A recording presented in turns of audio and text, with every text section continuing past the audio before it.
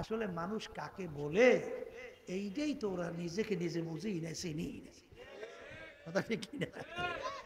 মানুষ কাকে বলে? মানুষের যে চাহিদা দুনিয়ার, পশুরও কিন্তু আছে।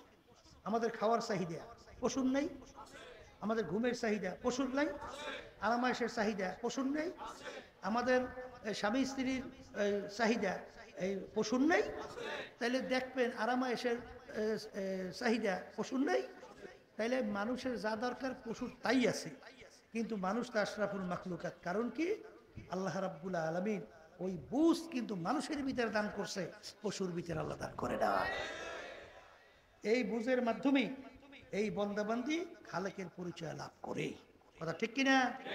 এই যাদের বুঝ আছে তারা চিন্তা করবে যে দুনিয়ার ভিতরে লক্ষ লক্ষ কিতাব বই পুস্তক, কোনো কিতাব বই পুস্তকের শুরুতে আজ পর্যন্ত কোনো লেখক বা কোনো দার্শনিক, কোনো বৈজ্ঞানিক তার দর্শনের ভিতরে, তার আবিষ্কারের মধ্যে এবং তার লেখার ভিতরে কেউ কোনোদিন চ্যালেঞ্জ করতে পারে নাই আমার দর্শনে কোনো ভুল নাই, আবিষ্কারে কোনো ভুল নাই, লেখাই কোনো ভুল নাই।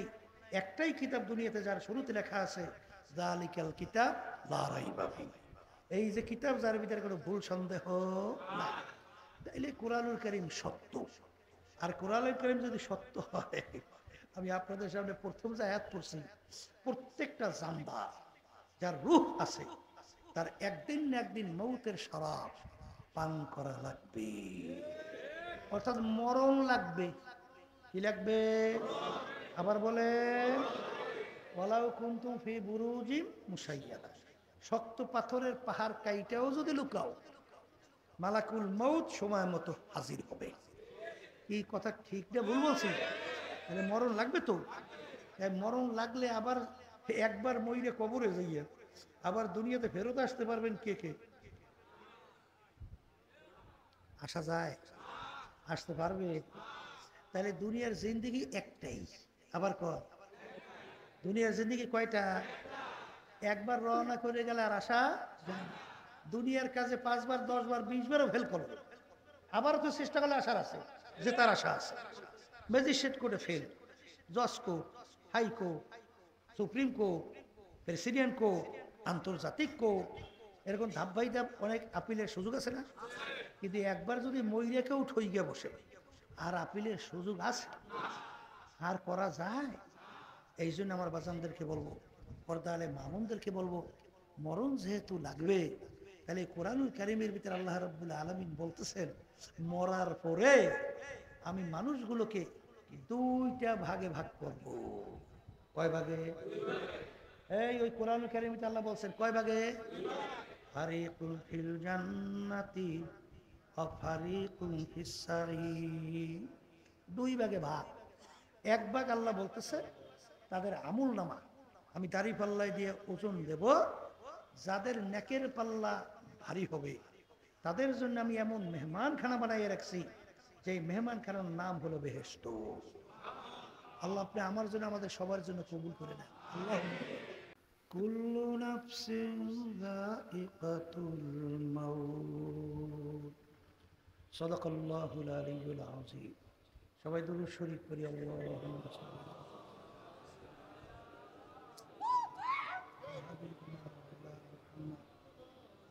সাল্লাল্লাহু আলাইহি ওয়া اللهم صل على سيدنا ونبينا وشفيعنا وحبيبنا ومولانا محمد صلى الله عليه وعلى آله وأصحابه وبارك وسلم. اللهم صل على سيدنا ونبينا وشفيعنا مولانا محمد صلى الله عليه وعلى آله وصحبه وبارك وسلم. শুকরিয়া আদায় করতেছি মহান রব্বুল আলামিনের দরবারে। রব্বুল আলামিন ফিতনা ফাসাদের যুগে দুনিয়ার সমস্ত কাজকর্ম থেকে বিরত রেখে উলামায়ে কেরামদের মজলিস, জাকিরিন শাকিরিন সাদিকিন, অনেক আল্লাহর খাস বান্দারাই মজলিসের মধ্যে আছে। যাদের সঙ্গে রব্বুল আলামিন আমাদের জীবনের একটা সময় কাটাবার সুযোগ করে দিয়েছেন, শুকরিয়া তার সবাই বলি আলহামদুলিল্লাহ। অনেক লোকের কানে মাহফিলের দাওয়াত পৌঁছার পরেও সুযোগ থাকা সত্ত্বেও আসে নাই। আবার তালাশ করলে দেখবেন বহু দূর থেকে কষ্ট স্বীকার করে আমার অনেক ভাইরা মাহফিলে পাগলের মতো সুইটে চলে আসছে। মান জাদ্দা ওয়াজাদা, যে যেই জিনিস পাওয়ার জন্য চেষ্টা করে ওই জিনিসে পাইয়াও যায়। কিয়ামতের ময়দান আল্লাহ রাব্বুল আলামিন বান্দা বান্দিকে মাফ করার জন্যে ওসিলা তালাশ করবে। যারা মাহফিলে আসছেন আল্লাহকে রাজি খুশির উদ্দেশ্যে, নিয়াত যাদের সহি, এই ওসিলে আল্লাহ রাব্বুল আলামিন আপনাকে আমাকে মাফ করে জান্নাতের ঘোষণা দিতে পারে। আমার দাদাজান আব্বাজান চরমনের জমিনে ঘুমায় আছে। আমার আব্বাজান বলতেন, দিনই মাহফিলে প্রথম থেকে শেষ পর্যন্ত থাইকে বাড়ি বিদায় হয়ে চলে গেলে নিয়াত যদি সহি থাকে, আমল নামার ভিতরে কম পক্ষে হলো 50 লক্ষ নেকি আর কম জমা হতেই পারে না। নিয়াত যাদের সহি, আল্লাহকে রাজি খুশির উদ্দেশ্যে যারা আসছেন, রব্বুল আলামিন তাদের আমল নামায় লক্ষ লক্ষ নেকিও দান করবে। নেকির মূল্য একটা কত, আল্লাহ রাসূল সাল্লাল্লাহু আলাইহি ওয়াসাল্লাম অহুদ পাহাড়কে ইঙ্গিত করে বলছিলেন, পুরা পাহাড়টা যদি স্মরণের হয়ে যায় এর যত মূল্য হবে তুলনা ছাড়া একটা নেকির মূল্য অনেক বেশি। একটা নেকির প্রয়োজন কি? আল্লাহ রাব্বুল আলামিন কোরআনুল কারীমের ভিতরে বলছেন যে একটা আমাই ইয়ামাল মিসকালা যাররাতিন খায়রান ইয়ারা ওয়া মান ইয়ামাল মিসকালা যাররাতিন শাররান ইয়ারা। যাররা পরিমাণ তোমার যদি নেকি থাকে তার ফল তুমি ভোগ করতে পারবে, আর যাররা পরিমাণ যদি গুনাহও থাকে তার ফল তোমার ভোগ করা লাগবে। যাররা কাকে বলে? কাপড় ধুইয়া নিগড়াইয়া রোদ্রের ভিতরে ঝাড়া দিলে লক্ষ লক্ষ রেণু রেণু দেখা যায়, এক একটা রেণুকে বলা হয় যাররা।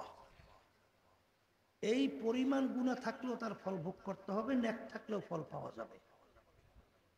তাহলে একটা নেকির অভাব একটা গুনার কারণ, জাহান্নামের শিকল হাতে পায়ে লাগতে পারে না।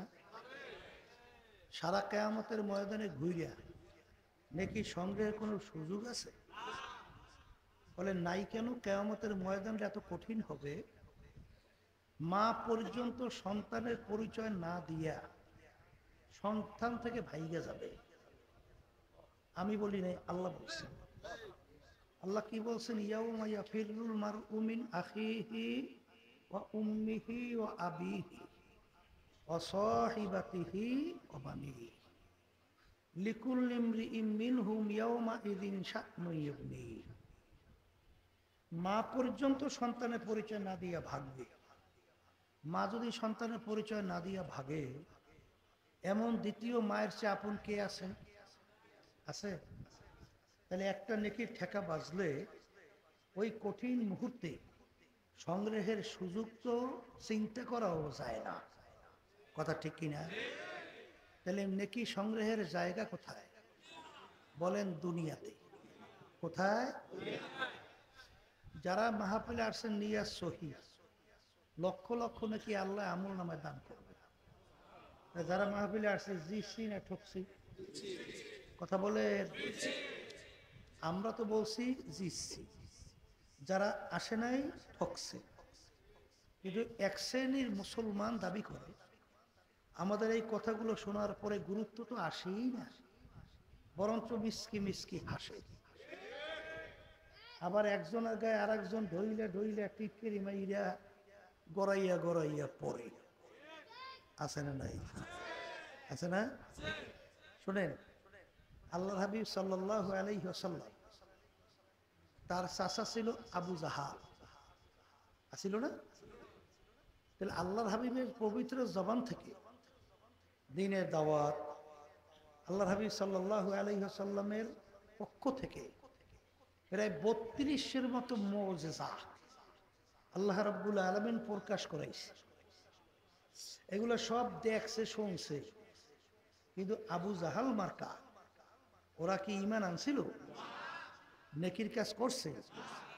তাহলে আল্লাহর হাবিবের জামানায় কিন্তু আবু জাহাল মার্কা ছিল, মাঝখানেও গেছে, বর্তমানেও আছে, কিয়ামত পর্যন্ত থাকবে। শোনেন, আল্লাহ রাব্বুল আলামিন 18,000 কম বেশি মাখলুকাত সৃষ্টি করছেন, ঠিক না? এর ভিতরে আল্লাহ রাব্বুল আলামিন জিন মানুষ দুইটা জাতিকে আল্লাহ সৃষ্টি করছেন তার ইবাদতের জন্য। আর আল্লাহর পরিচয় লিয়াবুদুন, তাফসীরের ভিতরে আসা আই লিয়ারিফুন, আল্লাহর পরিচয় লাভ করার জন্য। এই পরিচয় লাভ করার শক্তি আল্লাহ কিন্তু মানুষের ভিতরে দান করছে, কথা ঠিক কিনা? কারণ বুঝবেন কিভাবে? আপনি রাস্তা দিয়ে যাইতেছেন, গোবর ছেড়েন না, গোবর গোবর ফইরিয়াস, ধারে কাছে কোনো গরু টরু নাই, দেখেও না, দেখাও যায় না। এখন আপনার ব্রেন কি বলে? হ্যাঁ, ব্রেন বলতেছে এখান থেকে একটা গরু, গরু দেখছেন? তা না দেখে বললেন কিভাবে? ওই গোবর দেখে আল্লাহ বোঝার শক্তি দান করছে এখান থেকে একটা গরু গেছে। ঠিক আল্লাহ রাসূল সাল্লাল্লাহু আলাইহি ওয়াসাল্লাম বলেন, তাফাক্কুরু সাআতান ফি খালকিল্লাহ খায়রুম মিন ইবাদাতি 60 ওয়া ফি রায়াতিন 70 ওয়া ফি রায়াতিন 80 সামা। তোমরা আল্লাহর মাখলুকাতের দিকে তাকাও, আল্লাহর মাখলুকাত নিয়ে রিসার্চ করো, মুরাকাবা করো, এই মাখলুকাতের খালেকের পরিচয় এসে যাবে। সূর্যটার দিকে তাকাইয়ে যখন আপনি মুরাকাবা করবেন, তখন আপনার ব্রেন বলবে এই সূর্য সৃষ্টি করার একজন কারিগর আছে। কি বলে না? বলে না? সূর্য দুনিয়া থেকে 9,30,00,000 মাইল দূরে অবস্থান করতেছে। বৈজ্ঞানিকরা আবিষ্কার করার পরে বলে সূর্য দুনিয়া থেকে 13 লক্ষ গুণ বড়। এখন ব্রেন বলবে এই সূর্যটা কে ঝুলাইয়ে রাখছে, কিভাবে ঝুলাইয়ে রাখছে, কিসের মাধ্যমে ঝুলিয়ে রইল, কিসের মাধ্যমে দাঁড়াইয়ে রয়েছে? এত তাপ, গরমের দিন দুপুরের সময় 9,30,00,000 মাইল দূর থেকে ঠান্ডা জমিনে যখন তাপ দেয়, মানুষ গরমে পাগল হইয়া ঘরে দৌড়ায়, ছায়ায় দৌড়ায়। টিনের চালে যদি ওই সময় 1 ঘন্টা কেকে বাঁধিয়ে রাখে, আর তালাশ করে দেন তো মনে পাওয়া যাবে না, কথা ঠিক না? ঠিক। তখন আপনার ব্রেন কি বলে? এই বানান্য সৃষ্টি করতে একজন। যখন ওই বান্দাবান্দি এই গাছ নিয়ে চিন্তা করে মোরাকাবা করে, মানুষ নিয়ে চিন্তা করে মোরাকাবা করে, চন্দ্র নিয়ে চিন্তা করে মোরাকাবা করে, সাগর নিয়ে চিন্তা করে মোরাকাবা করে, বিভিন্ন আল্লাহর মাখলুকাত নিয়ে মোরাকাবা করে, চিন্তা করে, একটা গরুর গোবরের রং কালো, প্রস্রাবের রং অন্য ধরনের, রক্তের রং লাল, ওদিকে আবার গাভীর বান্ধা থেকে দুধ টান দিলে সাদা দবদবে, যেই দুধের ভিতরে রক্তের রঙও নাই, গোবরের রঙও নাই, গন্ধও নাই, প্রস্রাবের কোনো ঘেরান নাই, আর ওর কোনো ইও নাই। তাহলে এই যে সাদা দবদবে দুধ, এই ভিতর থেকে কে বের করলো? তখন আপনার ব্রেন বলবে একজন সৃষ্টিকর্তা আছে, কথা ঠিক না? ঠিক। এই চিন্তা কি আপনার বাড়ির পাশে গোয়াল ঘরে গরুটা করবে? এই চিন্তা করার শক্তি আল্লাহ ওদেরকে দান করছে। তাহলে এই চিন্তা শক্তি আল্লাহ দান করছে কাদেরকে? আবার জোরে কোন। এই ক্ষেত্রে মোরাকাবা করতে যাইয়েই তখনই তো আল্লাহর বান্দাবান্দিরা গাছের পাতার দিকে তাকায়, তাকাইয়ে তখন কি বলে? বর্গেদা রক্তা সবজে ধর নজরে হুশিয়ার হারওয়ারাতে দপ্তরি মারে ফাতে কেরদেগা। আমার মালিক, আমি যখন একটা গাছের পাতার দিকে তাকাই, আমি তো গাছের পাতা দেখি না, আমি তো দেখি তোমাকে। हर रंग में तू है, भो में तू है, गुल में तू, हर जा तू, जिधर देखता हो मैं तू ही तू है, तू ही तू है, तू ही तू। এই গোলাপ ফুলের ভিতরে ঘেরান, এই ঘেরানটা দেখছেন কে কে? দেখছেন? কথা বলেন না। হাজারো রঙের ঢঙ্গের ফুলের ভিতরে ঘেরান দেখছেন, ঘেরানটার রং কেমন? কথা কয় না। আচ্ছা, তাহলে এই ফুলটার ভিতরে এই গোপনে ঘেরানটা মনোমুগ্ধকর। গোলাপ ফুলে ঘেরান লেলে কলিজা ঠান্ডা হয়ে যায়, এত সুন্দর মনোমুগ্ধকর ঘেরান কে লুকাইয়ে ফুলের ভিতরে রাখে? তখনই আপনার ব্রেন উত্তর দেয় যে এই লুকাইয়ে রাখুন নাম হলো আল্লাহ। ঠিক কিনা? যখন বান্দাবান্দি যখন নিজেকে নিজে নিয়ে যখন নাকি মুরাকাবা করে, তখন ওই বান্দাবান্দি খালেকের পরিচয় আসে। বলে কিভাবে আসে? যখন বান্দাবান্দি তাকায় যে একটা মানুষের আঙ্গুল, এই যে এতটুক জায়গায় আমার মাওলায় ডিজাইন করছে, এই টিপ আছে না মানুষের আঙ্গুলের টিপ, দুনিয়া সৃষ্টির পরে এতটুক জায়গায় আমার মাওলায় ডিজাইন করছে। এই দুনিয়া সৃষ্টির পরে হাজার হাজার লক্ষ লক্ষ কোটি কোটি মানুষ শত শত দুনিয়া থেকে বিদায় হয়ে গেছে না, বর্তমানে আছে না? এতটুক জায়গায় একটা আঙ্গুলের টিপের মধ্যে একটা মানুষের টিপের সঙ্গে আর একটা মানুষের টিপের পূর্ণ কোনো মিল নাই। এ বানাইনা ডিজাইন করেন একজন ডিজাইনার নাই? ডিজাইনার কে? হ্যাঁ, শোনেন, যখন আল্লাহর মাখলুকাত নিয়ে বান্দাবান্দি মুরাকাবা করে, তখন ওই বান্দাবান্দির কাছে এই মাখলুকাতের খালেকের পরিচয় আসে। কথা ঠিক কিনা? তখনই মুরাকাবা করার পরেই তখন ওই বান্দাবান্দি আল্লাহর কাছে সারেন্ডার হয়েই দুই হাত মালিকের দিকে উঠায়। এবার দুই চোখের পানি ছাইরা করুণ সুরে ডাক দেয়, এ রব্বানা, রব্বানা না, যাই হোক, যে কথা, রব্বানা হাযা বাতিলা সুবহানাকা ওয়াকিনা আযাবান নার। মালিক, আমি সমস্ত মাখলুকাত নিয়ে মুরাকাবা করার পরে দেখি মালিক যে তুমি এত বড় সৃষ্টিকর্তা, এত বড় কৌশলী, এত বড় কুদরতের মাওলা, যেদিকে তাকাই দেখি কোথায় কোনো ভুল দেখি না, এত নিখুঁত কারিগর। হে আমার মালিক, যখন আমি একটা মানুষের দিকে তাকাই দেখি কিভাবে মানুষের এই নাকটারে সেট করছে, মুখটারে সেট করছে, জিহ্বাটারে সেট করছে, কান্ডারে সেট করছে, কিভাবে সেট করছে, নিখুঁত এই কারিগর। মালিক, এখন দয়াময় করে তুমি আমাকে জাহান্নামের আগুন থেকে, আযাব থেকে আমাকে বাঁচাও। কথা ঠিক না? রব্বানা মা রব্বানা খালাকতা হাযা বাতিলা সুবহানাকা ফাকিনা আযাবান নার। মালিক, তুমি তো কিছুই বেহুদা বানাও নাই, সবই তো তোমার কুদরত, তাকাইলেই আমাদের কাছে প্রমাণ হয়ে যায়। কথা ঠিক না ভাই? ঠিক। এই জন্য আমার ভাইদেরকে বলবো, এই চিন্তা করবে যারা মানুষ কিন্তু এক শ্রেণীর মুসলমানের ঘরে জন্মগ্রহণ করার পরে ওরা আমাদের কথা শোনার পরে গুরুত্ব তো দেই না, বরঞ্চ আমাদের কথা নিয়ে কি করে? হাসাহাসি, টিটকারি, মারে কি মারে না? জোরে বলেন, মারে কি মারে না? আমি বলবো আমার বাজানদেরকে, সেই সমস্ত বাজানদেরকে, শোনো, মনে করছে আমরা হুজুররা টুপি মাথায় দিলে মনে হয় বোকা হয়ে যাই না, দাঁড়িয়ে একটাই মনে হয় বোকা, ঠিক না? এরকম অনেকে মনে করে না? আসলে মানুষ কাকে বলে এইটাই তো ওরা নিজেকে নিজে বুঝেই না, চিনি না। কথা ঠিক না? মানুষ কাকে বলে? মানুষের যে চাহিদা দুনিয়া, পশুরও কিন্তু আছে। আমাদের খাওয়ার চাহিদা পশুর নাই, আমাদের ঘুমের চাহিদা পশুর নাই, আরামায়েশের চাহিদা পশুর নাই, আমাদের স্বামী স্ত্রীর চাহিদা এই পশুর নাই। তাইলে দেখবেন আরামায়েশের চাহিদা পশুর নাই।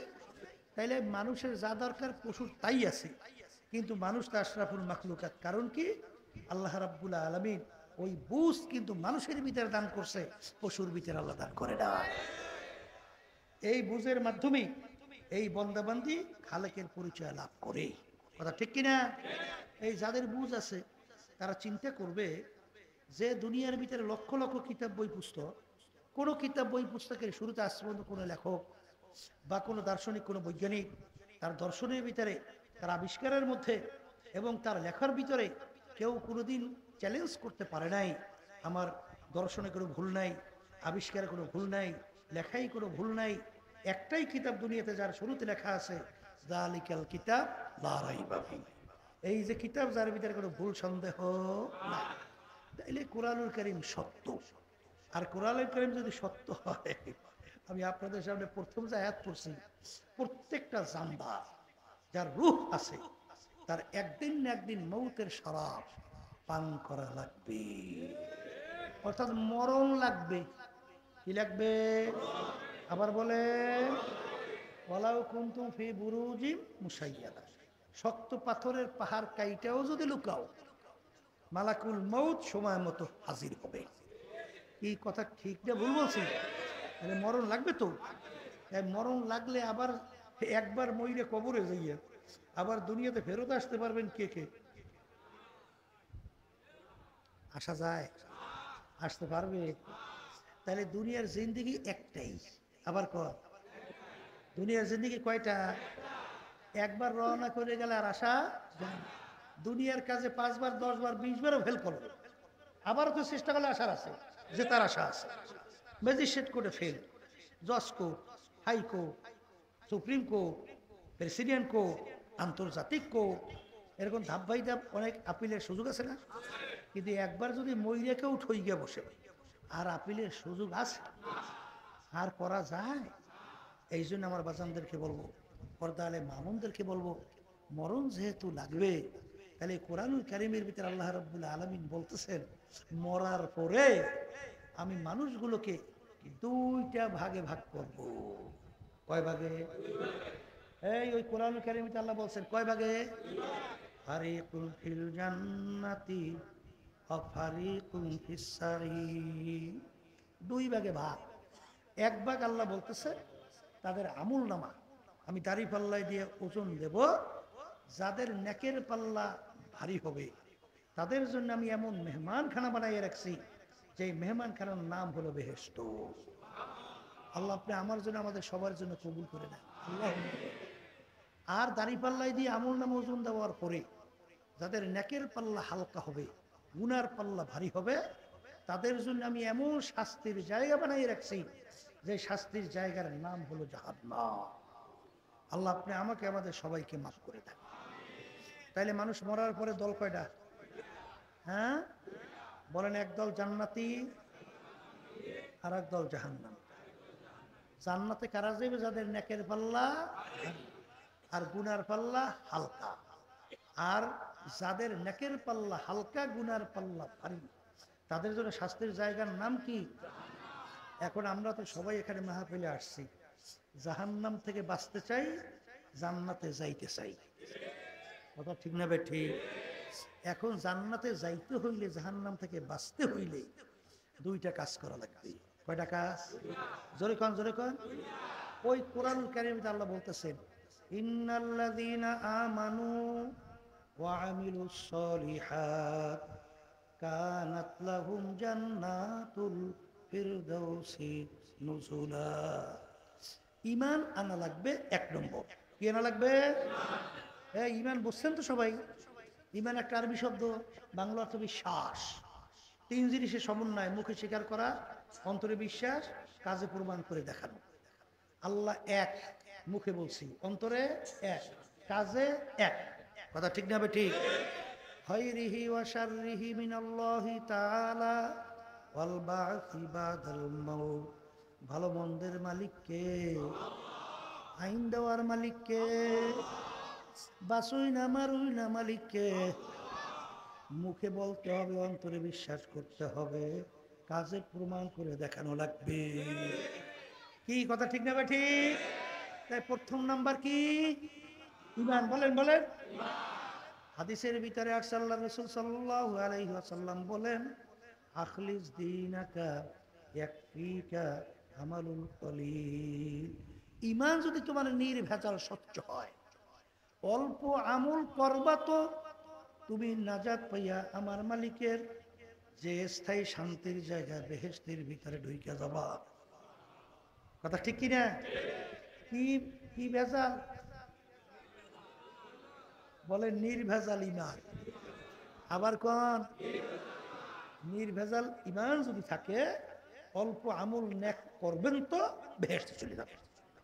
কথা ঠিক না? ঠিক। তাহলে 1 নম্বর কি আনা লাগবে? আবার কোন না ইমান। এখন ইমানের ধরনটা কেমন হবে? আল্লাহ রাব্বুল আলামিন এই কোরআনুল কারীমের ভিতরে বলেন, আমিনু কামা আমানান নাস। তোমাদের ইমানের ধরন হবে সাহাবায়ে কেরাম যেভাবে ইমান আনছিল। বলেন ইমানের ধরন কেমন হবে? সাহাবায়ে কেরামদের ইমানের ধরন। কথা ঠিক। এখন সাহাবায়ে কেরামদের ইমানের ধরনটা কেমন ছিল? দুই একটা উদাহরণ দিলে বুঝবেন। ওমর ফারুক রাদিয়াল্লাহু তাআলা আনহু যখন শাসন করতেছিলেন, নীল নদী তার শাসনের আয়ত্তে আসছে। নীল নদীর একটা নিয়ম ছিল, প্রতি বছর একটা সময় শুকিয়ে যায়। যদি একটা যুবতী সুন্দরী মেয়েকে ওই নীল নদীর ভিতরে জবাই দিত, বলি বলি বলি, হিন্দুরা বলি দেয় না? বলি দিলে নীল নদীর পানি আসতো, নালে পানি আসতো না। আর ওই পানি এত গুরুত্বপূর্ণ, ওই পানি খাইয়ে এলাকার মানুষ বাঁচে, আর ওই পানি দিয়ে ফসল হয়, ওই ফসল খাইয়ে মানুষ বাঁচে। কথা বলছেন? লক্ষ লক্ষ মানুষ ওই পানি খেয়ে বাঁচে, ফসল খেয়ে বাঁচে। এখন ওমর ফারুক রাদিয়াল্লাহু তাআলা আনহুর জামানায় নীল নদী যখন তাদের আয়ত্তে আসে, এখন নিয়ম অনুযায়ী পানি কি কি শুকিয়ে গেছে। এখন পানি আসছিল, নিয়ম কি? একটা সুন্দরী যুবতী মেয়েকে জবাই। ইসলামে জায়েজ আছে না? বর্তমান যুগ যদি হইতো ফতুয়া বাইরে হইতো না, যে লক্ষ লক্ষ মানুষ মারা যায়, আগে একটা জানের বিনিময়ে লক্ষ লক্ষ মানুষ তো আগে বাঁচাও। কথা কয় না? ফতুয়া বাইরে হইতো না? এই বর্তমানে বাংলাদেশে শতকরা 92 জনের মতো মুসলমান বসবাস করে। কথা কয় না? এই দেশের ভিতরে মসজিদ মাদ্রাসার অভাব আছে, তালেবে ইলমের অভাব আছে, আলেমের অভাব আছে। এই দেশে 53 বছরে ইসলাম ক্ষমতায় আসছে। কে মুসলমান, তাদের নীতি আদর্শ কি? তাহলে ইসলাম ক্ষমতায় আসে নাই কেন? কারণ কি? এই মন্দের ভালো, তখন ফতুয়া এরম বের হয়। কথা কয় না কা? এরকম ফতুয়া তখন বিভিন্ন কায়দায় বের করে। আর তাদের ইমান, ওমর ফারুক রাদিয়াল্লাহু তাআলা আনহু যখন তার কাছে সংবাদ দিল